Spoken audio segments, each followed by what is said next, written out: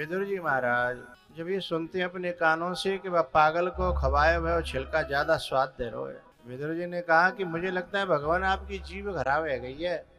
स्वाद केला में होता है न कि छिलके में। भगवान ने कहा मेरे यहाँ वस्तु में स्वाद नहीं होता, मेरे यहाँ तो खिलाने वाले के हृदय में जो भाव होता है मेरा उसमें स्वाद होता है। संसार के लोग वस्तु में स्वाद देखते हैं, लेकिन मैं तो हमेशा भाव में स्वाद देखता हूं। तो बोले सबरो भाव अब पागल के ही अंदर है, हमारे अंदर कोई भाव नहीं है। काका भाव तो आपके अंदर भी है, लेकिन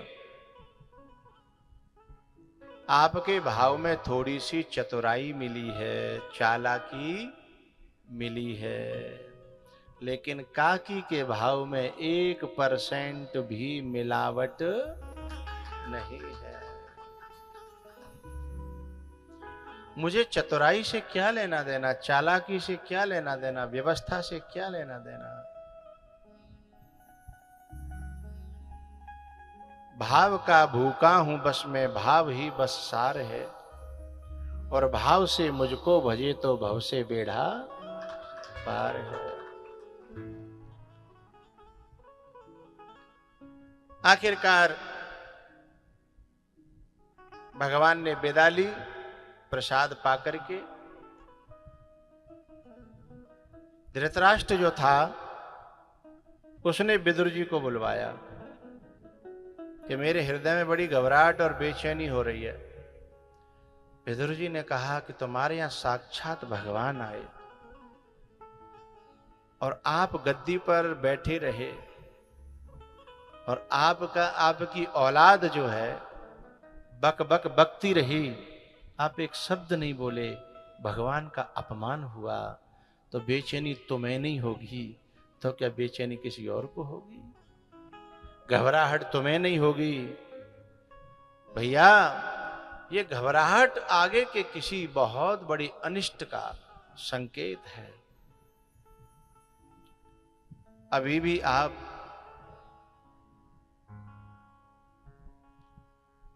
चिंतन कीजिए, विचार कीजिए कि भगवान घर पे आए और अपना सा मुंह लेकर के चले गए।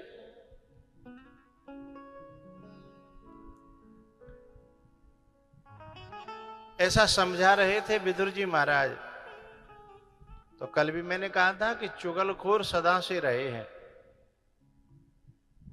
तो शकुनी फर्स्ट डिवीजन था चुगलखोरों में। फर्स्ट डिवीजन ने कहेंगे डिक्टेशन कहेंगे, है ना? डिक्टेशन लिया हुआ था।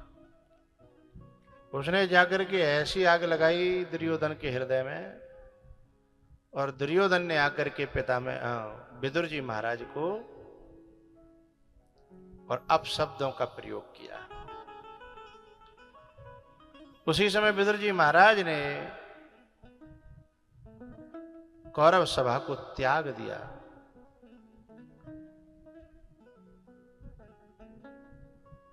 ना हम किसी के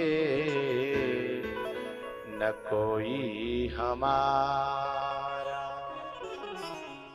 देख लिया दुनिया का नजारा, देख लिया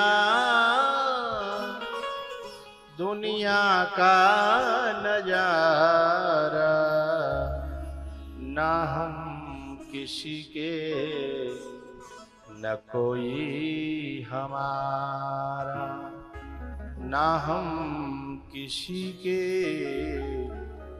न कोई हमारा। ये मांगेंगे भिक्षा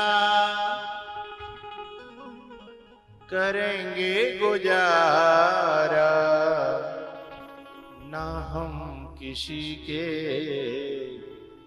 न कोई हमारा, ना हम किसी के न कोई हमारा।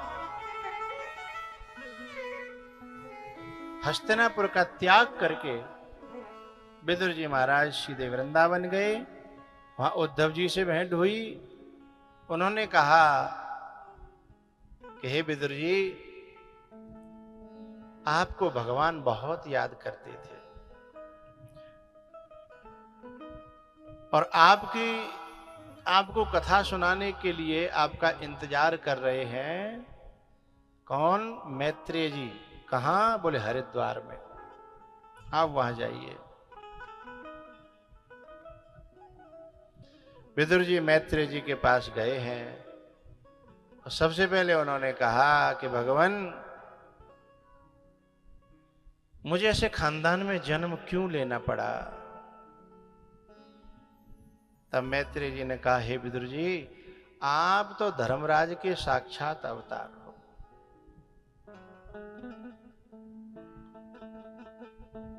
बोले फिर ऐसे खानदान में जन्म? बोले हाँ, आपसे गलती हो गई थी, इसलिए जो मांडव ऋषि के श्राप से आप जो है यहां आए हो।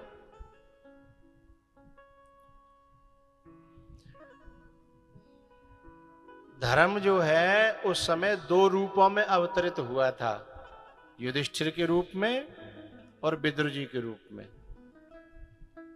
आप लोग कह रहे हो दो रूपों में कैसे अवतरित हो गया? अरे आजकल पिक्चरों में डबल रोल नहीं, ट्रिपल रोल करता है एक ही एक हीरो है।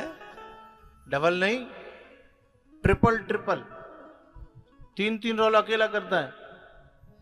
तो क्या धर्मराज दो रोल नहीं कर सकते? कर सकते हैं। एक रूप से कौरवों में और एक रूप से पांडवों में। बताना ये था कि धर्म तो कौरवों में भी था और धर्म पांडवों में भी था। अंतर इतना है कि कौरव धर्म को सम्मान नहीं देते थे, धर्म का अपमान करते थे कौरव, दुर्योधन। लेकिन पांडव धर्म का सम्मान करते थे, धर्म को आदर देते थे। युधिष्ठिर जो कह दे वही होता था, धर्म जो कह दे वही होता था। तो जो धर्म का अपमान करे, जो धर्म के पीछे न चल करके धर्म को अपने अनुसार चलाने की कोशिश करे, है वह व्यक्ति आगे चल करके विनाश को प्राप्त होता है। और जो धर्म के पीछे चले, अर्जुन, भीम, नकुल, सहदेव और भी अन्य, वे विजयी होते हैं। यत्र योगेश्वरः कृष्णो यत्र पार्थो धनुर्धरः तत्र श्रीर्विजयोर्भूतिर् ध्रुवानीतिर्मतिर्मम।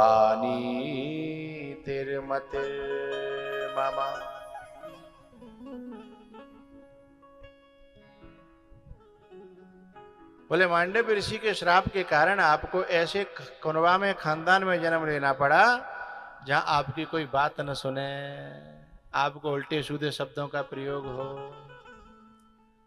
एक बात बताऊं भैया, ये कुनबा, खानदान, शरीर, क्षेत्र, ये भी अपने कर्मों के हिसाब से मिलता है। ये भी अपने कर्मों के हिसाब से मिलता है। यदि हमारा जन्म अफगानिस्तान में हुआ होता तो माथे पे तिलक होता कि कंधे पे गन होती, है ना? तिलक नहीं होता, बड़ा मुश्किल पड़ जाता, कंधे पे गन होती।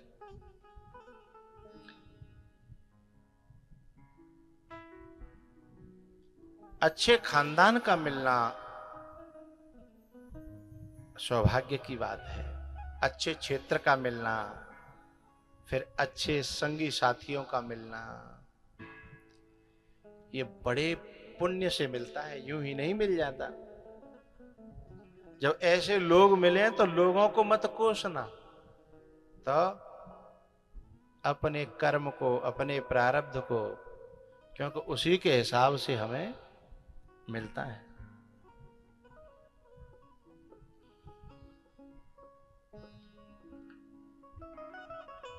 एक लड़का है, अभी 1.5 साल का हुआ होगा, 1 साल का हुआ होगा। उस लड़के का हजारों करोड़ों का टर्नओवर है।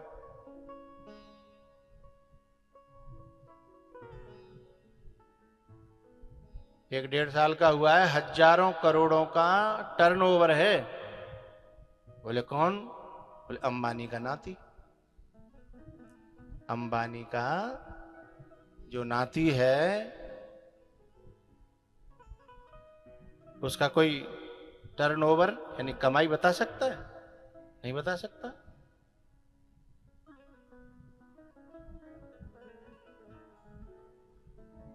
और एक बच्चा ऐसा भी है जिसे जिंदगी कमाते कमाते हो गई, बुढ़ापा आ गया, लेकिन बेचारा फटी वही पनैया और फटी पथूरी बनियान के अलावा ज्यादा कुछ पहन नहीं पाया और बूढ़ा होकर के मर गया। ऐसे अपने गांवों में बहुत देखने को मिल जाएंगे, हैं?